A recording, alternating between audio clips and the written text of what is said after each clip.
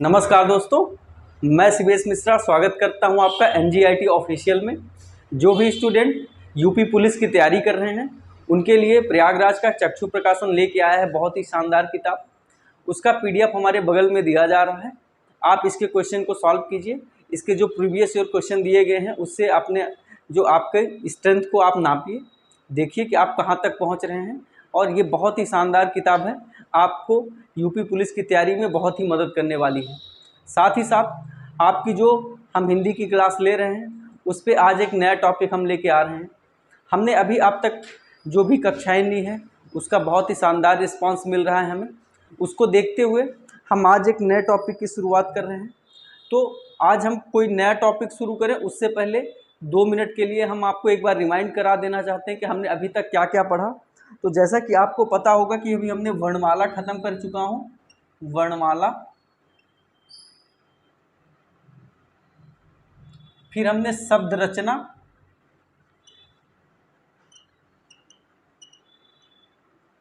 ये 2 टॉपिक हमने ख़त्म कर लिया है।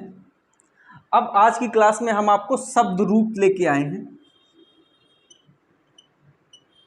शब्द रूप, जैसे वर्णमाला, किसी भी भाषा की शुरुआत वर्णमाला से होती है। आप किसी भी लैंग्वेज में जाएंगे, उर्दू, फारसी, जापानीज़, तुर्की या जो भी दुनिया की भाषाएं हैं, सब में सबसे पहले उसकी वर्णमाला आती है, उसके बाद उसका ग्रामर आता है। तो सबसे पहले हमने वर्णमाला को पढ़ा था। वर्णमाला के बाद शब्द रचना हमने पढ़ी थी कि वर्णमाला को जोड़ करके कैसे शब्दों का निर्माण किया जाता है। उसके बाद आज ये तीसरी क्लास है जिसमें शब्द रूप के बारे में पढ़ेंगे कि जो शब्दों से उससे कितने प्रकार बनाए जाते हैं, उसके कितने रूप होते हैं। तो शब्द रूप 3 प्रकार के होते हैं। सबसे पहला होता है कारक, लिंग और वचन। ये शब्द रूप होते हैं। इसको हम तीनों को अलग अलग पढ़ेंगे। तो आज की क्लास में हम लोग जो मुख्य रूप से चर्चा करने वाले हैं वो है कारक की। और इसके पहले जो भी स्टूडेंट अभी नए हैं हमारे साथ जुड़ रहे हैं, वो सबसे पहले जो हमारी वर्णमाला की क्लास है उसको देख लें, उसके बाद शब्द रचना देख लें। उसके बाद जब आप इसको पढ़ेंगे तो आपका कॉन्सेप्ट जो है तो और बेहतर तरीके से समझ में आएगी चीज़ें। क्योंकि जब किसी भी चीज़ को अगर क्रम से पढ़ेंगे तो उसका लाभ ज़्यादा मिलेगा आपको ज़्यादा कन्फ्यूज़न नहीं होंगे, आपका कॉन्सेप्ट पूरी तरीके से क्लियर रहेगा। तो हमारा ये राय है कि आप पहले इन वीडियोस को देखने जा करके तब बाद में इसको देखेंगे तो आपको ये बेहतर लाभ मिलने वाला है। फिलहाल आइए हम इसको आज शुरू करते हैं। कारक की क्लास को हम आज की कर्ममाला में शुरू करते हैं। तो इसको हम मिटा देते हैं अभी और आपकी क्लास को शुरू करते हैं। तो जैसा कि आपको पता है कि आज की क्लास किसकी होने वाली है, कारक की।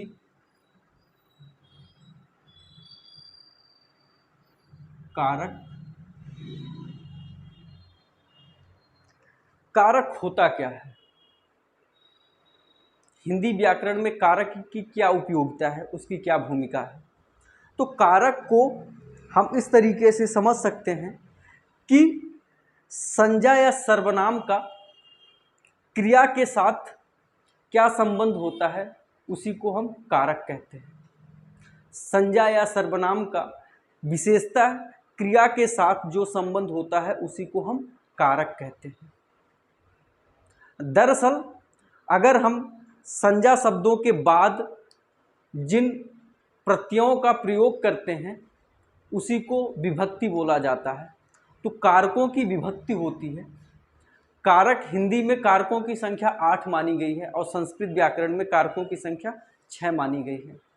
तो दरअसल कारक प्रत्यय होते हैं जो कि संज्ञा या सर्वनाम के बाद प्रयोग किए जाते हैं। आइए देखते हैं उन विभक्तियों को और पहचानने की कोशिश करते हैं कि कारक में कितनी विभक्तियां होती हैं और उसका प्रयोग कैसे कैसे होता है। तो आप जैसे कि हमने इसकी परिभाषा आपको बता दी गई है कि संज्ञा या सर्वनाम का क्रिया के साथ जो संबंध होता है उसी को कारक बोलते हैं। तो कारक कितने प्रकार के होते हैं, पहले आप उसकी एक लिस्ट बना लीजिए, उसके बाद हम एक एक कारक की चर्चा करेंगे आपको। तो यहाँ पे लिख लेते हैं कारक। और यहाँ पे लिख लेते हैं विभक्ति।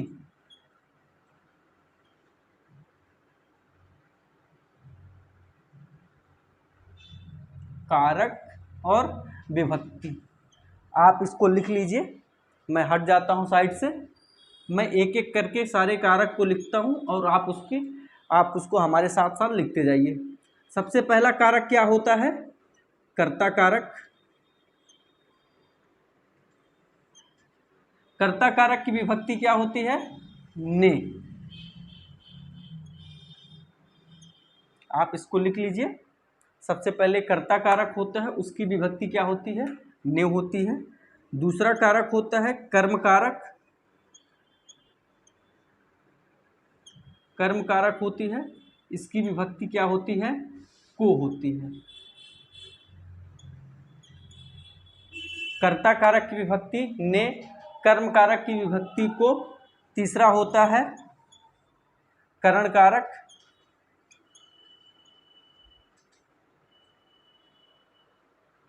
करण कारक की विभक्ति होती है से, द्वारा। कर्ता कारक की विभक्ति ने, कर्म कारक की विभक्ति को, करण कारक की विभक्ति से, द्वारा। चौथा कारक होता है संप्रदान। संप्रदान कारक। संप्रदान कारक की विभक्ति होती है को, के लिए।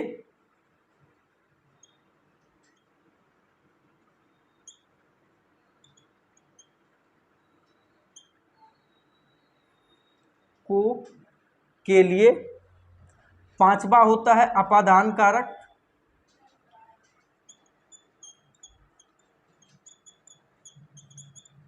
अपादान कारक। अपादान कारक की विभक्ति होती है से।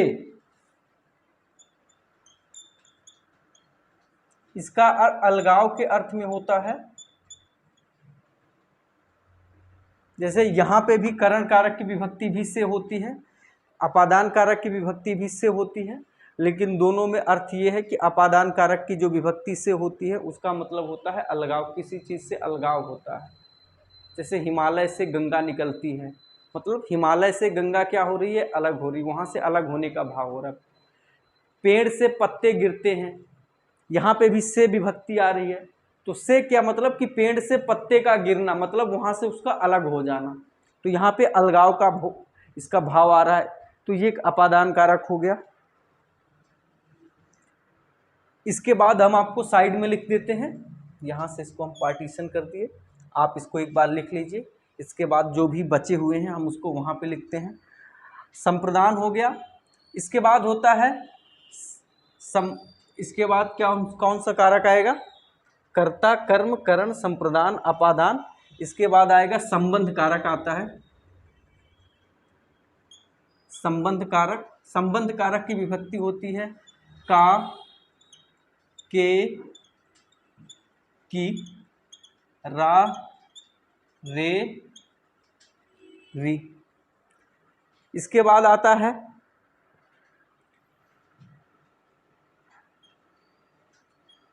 अधिकरण। अधिकरण कारक। अधिकरण कारक की विभक्ति होती है में, पर।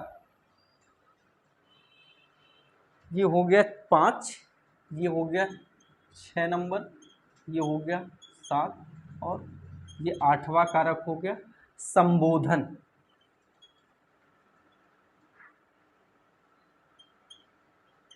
संबोधन कारक की विभक्ति होती है हे, अरे।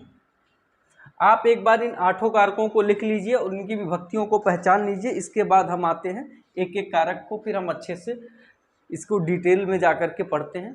तो आप इसको एक बार इसको लिख लीजिए हमारे साथ साथ। मैं साइड से हट जाता हूं ताकि आपको ये चीज़ें दिखें। आप इसको लिख लीजिए, फिर हम इसके आगे चलते हैं। आइए दोस्तों, हम फिर से अपनी क्लास की ओर लौटते हैं। जैसा कि हमने अभी आपको बताया कि कारक होते हैं, कारक के हमने कारक को पढ़ा, कारक के बाद उसके विभक्ति चिन्हों को हमने एक एक करके पढ़ा। अब इसके जो जितने भी कारक होते हैं उसको एक एक कारक को हमें डिटेल से पढ़ना है। तो आइए हम पहले उठते हैं। पहला कारक क्या होता है, इसका जो कर्ता कारक होता है उसके बारे में पढ़ते हैं। कर्ता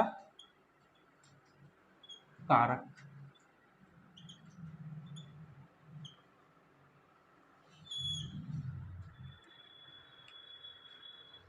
कर्ता कारक क्या होता है?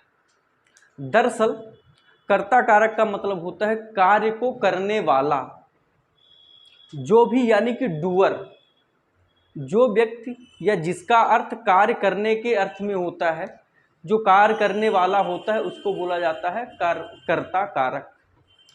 ये कर्ता कारक के प्रयोग के दो नियम बताए गए हैं।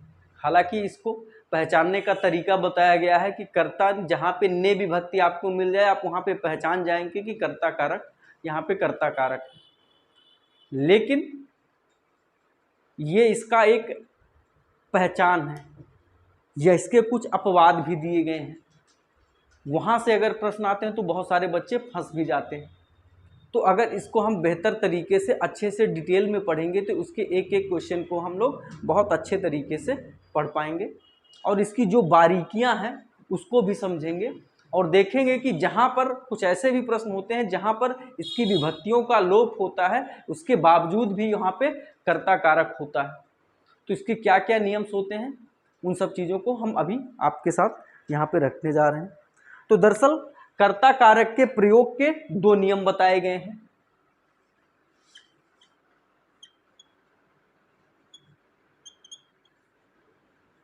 कर्ता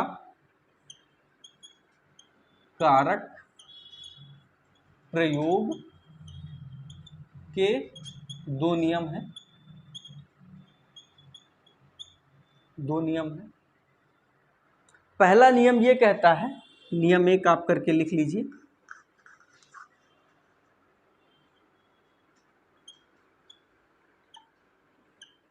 नियम एक, दरअसल कोई वाक्य तीन बातों से मिलकर बनता है। पहला होता है कर्ता, कर्म, क्रिया। किसी भी वाक्य में ये तीन चीजें होनी चाहिए, कर्ता, कर्म, क्रिया। तो कर्ता कारक का नियम ये कहता है कि जब कभी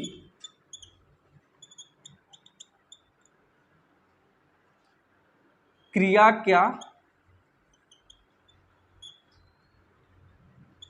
लिंग वचन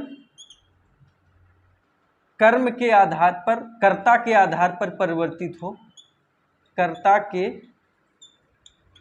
आधार पर परिवर्तित हो, आप इसको लिख लीजिए। जब कभी क्रिया का लिंग वचन और पुरुष कर्ता के आधार पर परिवर्तित होता है वहां पर आपका ने का प्रयोग नहीं होता है। जैसे कि राम, एग्जाम्पल हम लिखते हैं, राम आम खाता है। राम यहां पे क्या हो गया, कर्ता हो गया, ये क्या हो गया, कर्म हो गया और ये क्या हो गया, क्रिया हो गई। आप देख पा रहे होंगे कि जो कर्ता है वो पुल्लिंग है और ये जो क्रिया है ये भी पुल्लिंग है, राम खाता है। यानी कि यहाँ पे आप देख रहे हैं कि कर्ता पुल्लिंग है और कर्ता क्रिया भी पुल्लिंग है, यानी कि क्रिया कर्ता के आधार अनुसार है, तो यहाँ पर ने का प्रयोग नहीं हुआ है। दूसरा नियम ये कहता है, आप इसको लिख लीजिए या इसका स्क्रीनशॉट ले लीजिए। नियम एक की आप इसको आप लिख लीजिए, इसके बाद हम इसको मिटा करके फिर से हम इसको बताते हैं। इसका दूसरा नियम कहता है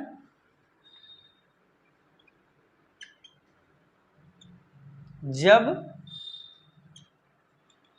क्रिया का लिंग वचन पुरुष कर्म के आधार पर परिवर्तित हो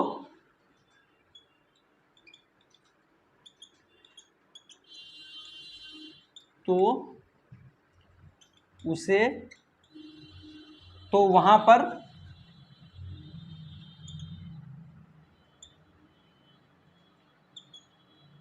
पर ने का प्रयोग होता है।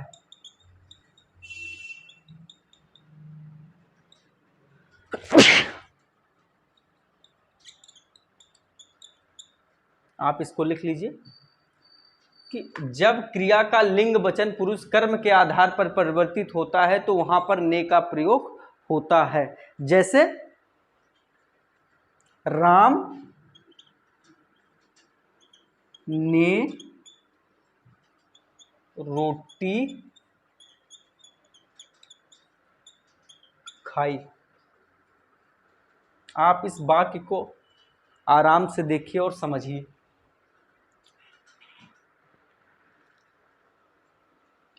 यहाँ पर हम अपनी क्लास में गंभीरता के साथ इसको पढ़ा रहे हैं, हालांकि चुटकुला भी कर सकते हैं। यूट्यूब में बहुत सारे ऐसे ट्यूटर आपको मिल जाएंगे जो आपको चुटकुला करते हैं और मीम्स बनाने की कोशिश करते हैं। हमारा पूरा का पूरा प्रयास ये रहता है कि आपको आपका टाइम वेस्ट ना किया जाए। आपका ये जो कीमती समय आप हमको देखने में निकाल रहे हैं, तो उसमें कुछ मैं आपको ऐसी चीज़ें दूं जहां पर उसकी आप किसी भी विषय की गहराई को समझ पाएँ और वहां के सारे क्वेश्चन को हल कर पाएँ। तो आइए हमारे साथ। तो आप इस क्वेश्चन को अगर आप देख पा रहे होंगे, आप अच्छे से देखिए कि राम ने रोटी खाई। राम क्या है? पुल्लिंग है। खाई क्या है? स्त्रीलिंग। रोटी क्या है? स्त्रीलिंग। राम क्या है? कर्ता है। ये क्या है? कर्म। ये क्या है? क्रिया। आप ये देखिए कि ये जो क्रिया है, क्रिया में परिवर्तन कर्म के आधार पर हुआ है या कर्ता के आधार पर? क्रिया क्या है? स्त्रीलिंग है। कर्ता क्या है? पुल्लिंग है। इसका मतलब जो क्रिया में परिवर्तन हुआ है ये कर्ता के आधार पर नहीं हुआ है, ये किसके आधार पर हुआ है? कर्म के आधार पर हुआ है। तो आप यहां पे देख पा रहे होंगे कि यहां पे ये ने का प्रयोग हुआ है। ये जो आपका नियम 2 यही कह रहा है कि जब क्रिया का लिंग वचन पुरुष कर्म के आधार पर परिवर्तित होता है तो वहां पर ने का प्रयोग होता है। आप इस एग्जाम्पल को देख लीजिए। इसके बाद 2-4 और एग्जाम्पल को दे करके आपको इसका कॉन्सेप्ट और अच्छे से क्लियर करता हूं मैं। आप इसको एक बार उतार लीजिए। राम आम खाता है। राम ने रोटी खाई। तीसरा है आपका सीता ने आम खाया।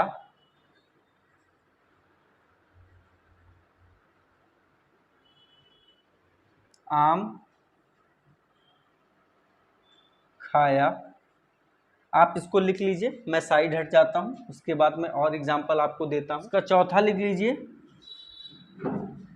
सीता आम खाती है। इसका 5वां एग्जाम्पल आप लिख लीजिए और एक एग्जाम्पल और देता हूं और इसके माध्यम से आपको इसका पूरा कॉन्सेप्ट मैं समझाने की कोशिश करता हूं। सबसे पहले आप इसका जितने सारे कॉन्सेप्ट है इसको आप लिखिए, सारे एग्जाम्पल, उसके बाद मैं आपको और अच्छे से इसको समझाता हूं। एक और लिख लीजिए, राम ने चाय पी। एक एग्जाम्पल और लिखिए इसका, सीता ने बात बोली।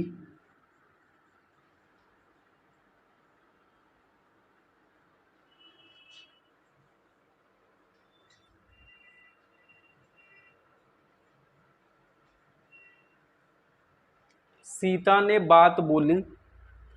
सीता ने वचन बोला।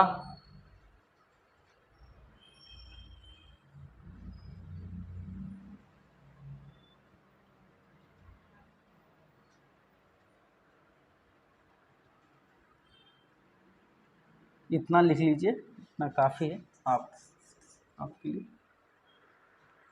अब इसके एक एक एग्जाम्पल को हम समझते हैं, उसके बाद मुझे नहीं लगता है कि इस टॉपिक से या कर्ता कारक से आपसे एक भी क्वेश्चन आपसे रह जाएगा। आप दोनों नियम को पढ़े हैं। जैसे पहला नियम ये कहता है कि यदि क्रिया का लिंग वचन रूप या जो भी परिवर्तन होता है वो कर्ता के आधार पर होता है तो वहाँ पर ने का प्रयोग नहीं होता है। लेकिन यदि क्रिया के लिंग वचन और रूप पुरुष का प्रयोग का परिवर्तन कर्ता के आधार पर ना होकर के कर्म के आधार पर होता है तो वहाँ पर ने का प्रयोग होता है। तो आप इसका एग्जाम्पल देखिए कि राम आम खाता है। यहाँ पे देखिए राम है और ये खाता है, ये भी पुल्लिंग है, ये भी पुल्लिंग है। आप देख पा रहे होंगे कि यहाँ पर कर्ता के आधार पर क्रिया में परिवर्तन हुआ है तो यहाँ पर ने का प्रयोग नहीं हुआ है।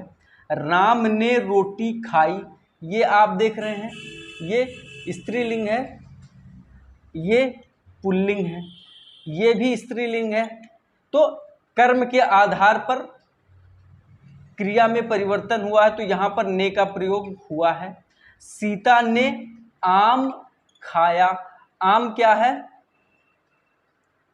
पुल्लिंग है। खाना क्या है? क्रिया जो है, ये आम क्या है? कर्म है, ये पुल्लिंग है। ये जो खाया है ये क्या है? क्रिया है, ये भी क्या है? पुल्लिंग है। सीता क्या है? कर्ता, ये क्या है? स्त्रीलिंग है। यानी कि जो क्रिया में परिवर्तन आ रहा है वो किसके आधार पर आ रहा है? कर्म के आधार पर आ रहा है। तो नियम 2 यही कहता है कि जब क्रिया में परिवर्तन कर्म के आधार पर हो वहाँ पर आपका ने विभक्ति का प्रयोग होगा। आप देख पा रहे होंगे कि यहाँ पर ने विभक्ति का प्रयोग हुआ है। इसी तरीके से सीता आम खाती है, यहाँ पे देख रहे हैं कि आम क्या है? पुल्लिंग है, सीता स्त्रीलिंग है, क्रिया स्त्रीलिंग है। यानी कि कर्ता के आधार पर क्रिया में परिवर्तन हुआ है, इसलिए जो यहाँ पर ने का प्रयोग नहीं हुआ है। राम ने चाय पी, चाय क्या है? स्त्रीलिंग है, पी क्या है? ये भी स्त्रीलिंग है। कौन सी क्रिया है? स्त्रीलिंग है। राम क्या है? पुल्लिंग है। तो कर्म के आधार पर क्रिया में परिवर्तन हो रहा है तो यहाँ पे क्या हो रहा है? ने का प्रयोग हो रहा है। सीता ने बात बोली, बात क्या है? यहाँ पर ये फंस गए आप, यहाँ पर बात भी स्त्रीलिंग है, सीता भी स्त्रीलिंग हो गई, बोली बोलना भी स्त्रीलिंग हो गई और सीता भी स्त्रीलिंग हो गई। तो जब ऐसी स्थिति में आती है तो आपको यहाँ पर ने का प्रयोग करना पड़ेगा। यानी कि आपको अगर कर्ता और क्रिया दोनों सेम जेंडर के हैं और कर्म भी सेम जेंडर का है तो आपको ने विभक्ति का प्रयोग करना पड़ेगा। लेकिन अभी तक हमने जो ये पढ़ा था कि कर्ता ने, कर्ता की विभक्ति ने, तो यहाँ पर आप देखिए कि 3 से 4 एग्जाम्पल आपको मिल गए कि जहाँ पर आपको ने विभक्ति का प्रयोग नहीं हुआ है, लेकिन उसके बावजूद भी ये कर्ता कारक हैं। तो आप इसके बारीकियों को ध्यान दीजिए और अपने क्वेश्चन को समझिए कि क्वेश्चन कहना क्या चाह रहा है, उसके आधार पर आप प्रश्नों को हल कीजिए। नहीं तो आपसे बनती हुई चीज़ें आप गलत करके आ जाएंगे और सिलेक्शन से दूर रह जाएंगे। आज इतनी भीड़ है, आज के इस कंपटीशन के दौर में एक एक आधे नंबर पर लोग बाहर हो जा रहे हैं। तो आप इन छोटी छोटी बारीकियों को ध्यान दीजिए और आप अपने कॉन्सेप्ट को मजबूत कीजिए। आइए एक और कारक की ओर चलते हैं। अभी हमने आपको कर्ता कारक बताया है, अब एक हम दूसरे कारक की ओर चलते हैं कि अब हम बात करेंगे संप्रदान कारक की। बहुत सारे स्टूडेंट परेशान हो गए हैं कि सर आप क्रम से क्यों नहीं पढ़ा रहे हैं, आपने कर्ता कारक पढ़ा है उसके बाद आपको कर्म कारक पढ़ाना चाहिए। लेकिन आप हमारे साथ आइए, ये जो हम आपको क्रम दिखा रहे हैं वो आपको उससे भी आसान लगेगा। तो आप हमारे साथ जुड़िए और जैसा आपको बताया जा रहा है, जैसा आपको पढ़ाया जा रहा है, आप हमारे साथ जुड़िए, हमारे ऊपर विश्वास कीजिए। आपको बेहतर ही पढ़ाया जा रहा है, बेहतर चीज़ें आपको दी जा रही हैं। तो हम कर्म कारक ना पढ़ करके संप्रदान कारक को पढ़ेंगे, उसके बाद हम कर्म कारक को पढ़ेंगे तो कर्म कारक और अच्छे से समझ में आएगा। संप्रदान कारक की विभक्ति क्या होती है? को, और के लिए। अगर इसको हम और अच्छे से डिफाइन करें तो संप्रदान, इसको आप किस तरीके से कर लीजिए,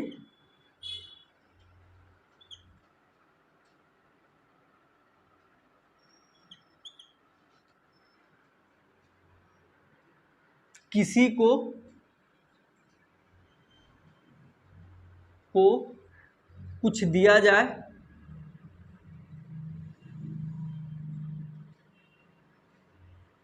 या किसी के लिए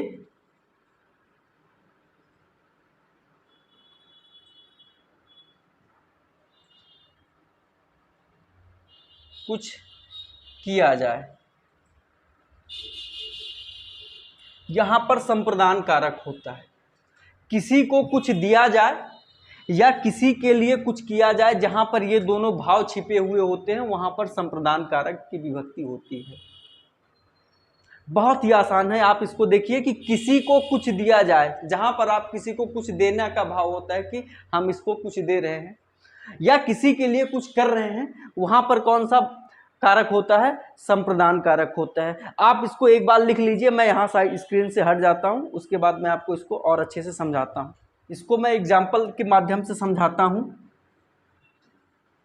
हरि मोहन को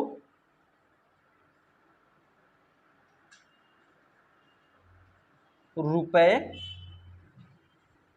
देता है, गुरु शिष्य को ज्ञान देते हैं। आप इस दोनों एग्जाम्पल को लिखिए, इसके बाद मैं और लिखाता हूं। मां ने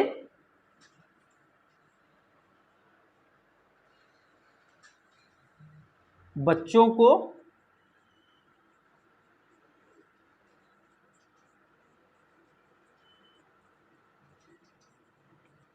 खिलौने दिए। आप इस तीनों एग्जाम्पल को देखिए और समझिए कि यहाँ पे क्या भाव छिपा हुआ है। हरि मोहन को रुपए देता है, यहाँ पर क्या किया जा रहा है, देने का भाव आ रहा है। ये मैंने आपको बताया था कि कुछ दिया जाए या किसी के लिए कुछ किया जाए। हरि मोहन को रुपए देता है यानी कि इसको पैसे दे रहा है, यहाँ पे देने का भाव आ रहा है। गुरु शिष्य को ज्ञान देते हैं, यहाँ पे भी देने का भाव आ रहा है आपको। माँ ने बच्चों को खिलौने दिए, यहाँ पे खिलौने देने का भाव आ रहा है। आप इन तीनों एग्जाम्पल को समझिए, इसके बाद कुछ और एग्जाम्पल से इसको और स्पष्ट तरीके से मैं और अच्छे से इसको समझाने की कोशिश करता हूँ। संप्रदान का जो मूल अर्थ होता है यही कि जहाँ पर देने का भाव आता है या किसी के लिए कुछ किया जाए, वहाँ पे संप्रदान कारक होता है।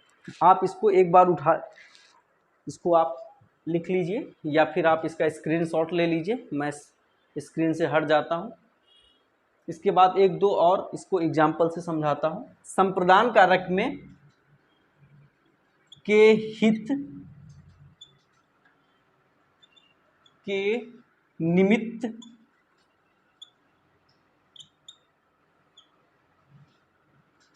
के वास्ते, ये तीन शब्दों को आप लिखिए।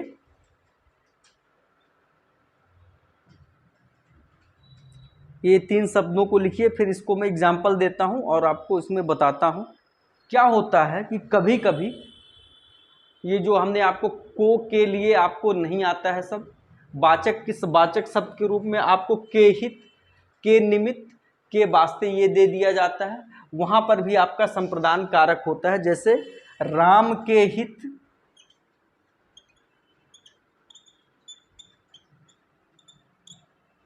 लक्ष्मण वनवास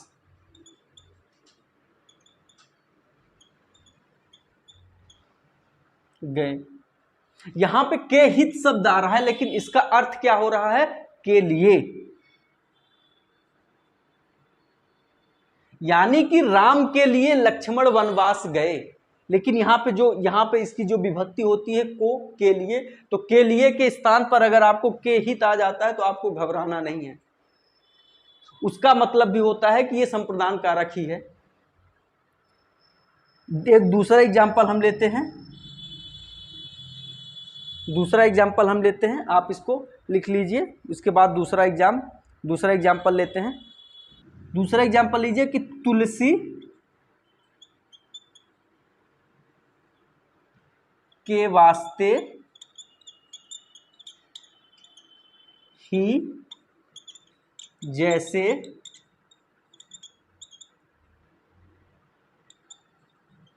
राम ने जन्म लिया हो। तुलसी के वास्ते ही जैसे राम ने जन्म लिया हो, यानी कि तुलसी के लिए ही।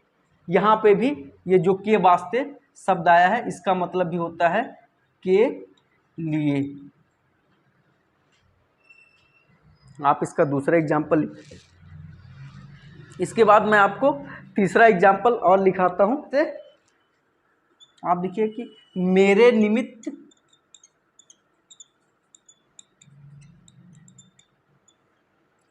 ही जैसे आयोग का पाठ्यक्रम बदला है। आप ये देख रहे हैं कि इसमें एक में आ रहा है के हित, के वास्ते, के निमित्त। अगर आपको कहीं पे ये शब्द मिल जाते हैं तो वहां पर भी आपका संप्रदान कारक होगा। तो आज हमने आपको दो कारक पढ़ाए, एक कर्ता कारक और दूसरा संप्रदान कारक। उम्मीद करता हूँ कि ये दोनों कारक आपको बहुत अच्छे से समझ में आए होंगे। हमने इसको बहुत ही अच्छे तरीके से आपको समझाने का प्रयास किया है। इसके बहुत ही बारीकी के साथ इसके एग्जाम्पल को मैंने आपको समझाया है कि कहाँ पर आपसे त्रुटियाँ हो सकती हैं, आप एग्ज़ाम हॉल पे कहाँ पे गलती कर सकते हैं। क्योंकि मैं भी एक विद्यार्थी रहा हूँ, अभी भी मैं भी एग्ज़ाम देता रहता हूँ, तो मुझे ये पता है कि मैं कहाँ पे गलती करता हूँ या कोई भी स्टूडेंट कहाँ पे गलती कर सकता है। दरअसल मेरा सोचने का तरीका एक स्टूडेंट के नज़रिए से होता है। तो हमने यहाँ पर आपको संप्रदान कारक और कर्ता कारक पढ़ाया है। पढ़ाने को मैं आपको और भी एक दिन में ही, एक ही क्लास में आपको सारे कारक खत्म कर देंगे, लेकिन उसका लाभ आपको नहीं मिलेगा। तो आप आराम से हमारे साथ पढ़िए, हमारे साथ जुड़े रहिए, आपको बेहतर चीज़ें देंगे। हाँ, समय जरूर ज़्यादा लगेगा। अगर आपको कम समय में अच्छी चीज़ें कहीं और मिल रही हैं तो आप वहाँ पे जा सकते हैं, लेकिन आपको पूरे कॉन्सेप्ट के साथ चीज़ों को अच्छे से समझते हुए पढ़ना है तो आप हमारे साथ जुड़िए। तब तक के लिए धन्यवाद।